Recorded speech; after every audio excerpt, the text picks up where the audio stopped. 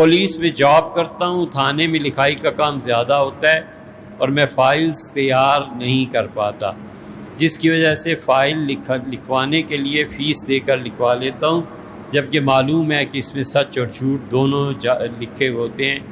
کیا کمپیوٹر پہ یہ کام کرنا جائز ہے؟ بالکل ناجائز ہے بھائی۔ جھوٹ بولنا، لوگوں کو غلط شہادتوں میں پھنسانا، یہ حرام ہے، حرام۔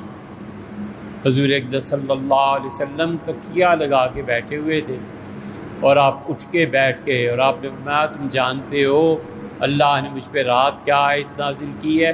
اور پھر آپ نے فرمایا اللہ نے رات مجھ سے کہا ہے کہ عدلت الشہادۃ الزور بالشرک، آج رات کے بعد میں شرک والے کو بھی وہی عذاب دوں گا جو جھوٹی گواہی والے کا عذاب ہے۔ جھوٹی گواہی پہ بھی خدا کا ایسا عذاب ہوگا اور شرک پہ بھی اتنا ہی عذاب۔ سر مبارک پکڑ لیا، آپ نے فرمایا الا واتقوا قول الزور، لوگوں جھوٹ بولنے سے بچنا، لوگوں جھوٹی گواہی نہ دینا، لوگوں شرک نہ کرنا۔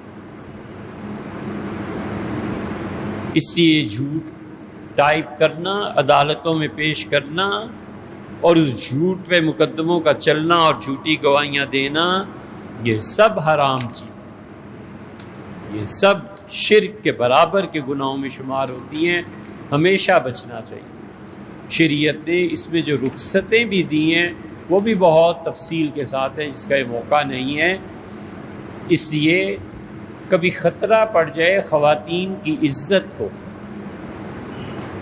حضرت ابراہیم علیہ الصلوۃ والتسلیم کی بیوی کو خطرہ ہو گیا تھا، بادشاہ لے جاتا چھین کے۔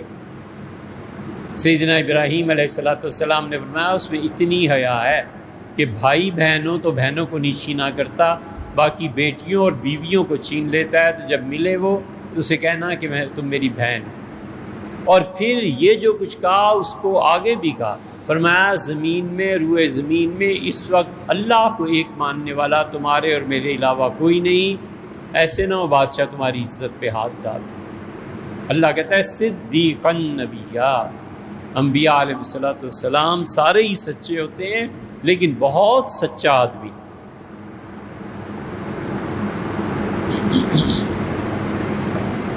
سچ اور جھوٹ کے امتحان میں پڑ گئے نا، جو صدیقین ہوتے ہیں اپنے زمانے کے، ان کے اسی طرح کے امتحان ہوتے ہیں بیچاروں کے۔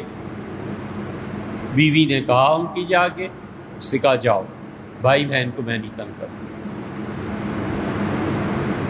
یہ چیزیں ہیں۔ دو باتیں اور بھی ہیں، جاننے والے جانتے ہیں، صحیح بخاری میں یہ روایت آئی ہے اور اس میں محدثین نے کیا لکھا، قتل کا خطرہ ہو اور قتل کے خطرے میں وہ پکڑ لیں اور کہیں حضور اقدس صلی اللہ علیہ وسلم کی توہین کرو وگرنہ تمہیں مار دیں گے۔ یہ ہوا تھا اس سے عمار رضی اللہ عنہ کے ساتھ۔ عمار آئے اور رو رہے تھے، حضور صلی اللہ علیہ وسلم، عمار 18-19 سال کا لڑکا، جذباتی محبت حضور صلی اللہ علیہ وسلم کے ساتھ، رونا ہی تھا نا۔ عرض کیا اللہ کے رسول میں جس راستے سے آتا ہوں یہ ابو جہل وغیرہ یہ سارے بدبخت بیٹھے ہوتے ہیں اور مجھے کہتے ہیں کہ حضور صلی اللہ علیہ وسلم کو برا کہو، نہیں کہتا تو مار پٹائی ہوتی ہے۔ آج تو انہوں نے حد ہی کر دی پٹائی کی بھی، اور میری زبان سے آپ کے متعلق 2-4 جملے اوپر نیچے ہو گئے۔ وہ ہنسے اور چھوڑ دیا۔ میں اتنا ڈرتا ہوں آپ کی توہین سے کہ کہیں میں کافر تو نہیں ہو گیا۔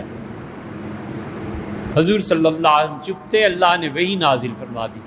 اللہ نے کہا کہ جب تمہیں مجبور کیا جائے جھوٹی شہادت اور گواہی پر، کفر پر، تو کر گزرو الا من اکرہ وقلبہ مطمئن بالایمان، اگر تمہارا دل ایمان پہ قائم ہے نا، ہمارے نزدیک یہ مجبوری ہے کوئی۔ حضور صلی اللہ علیہ وسلم نے فرمایا مار، مجھے اونچا نیچا کچھ کہنا پڑے تو کہہ لیا کرو، جان چھڑاؤ ان کے ظلم سے۔ اٹھا کر لے جائیں اور 5 دن پتہ ہی نہ چلے کہ بندہ گیا کہاں ہے، اور کہیں اس جھوٹی گواہی کو دینا ضروری ہے، ورنہ تمہاری ساری عمر کی کمائی ایک لمحے میں آگ لگ جائے گی۔ یہ فون اٹھاؤں گا اور اس کے بعد تم زیرو، بولو، فیصلہ کرو۔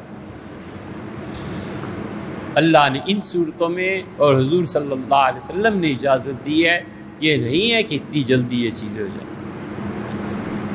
تو اس لیے ان کاموں میں پڑھنا ہی نہیں چاہیے۔ یہ ٹائپ کرنا، جھوٹ و سچ، یہ سب حرام کام ہے اور اس کی کمائی بھی حرام ہے۔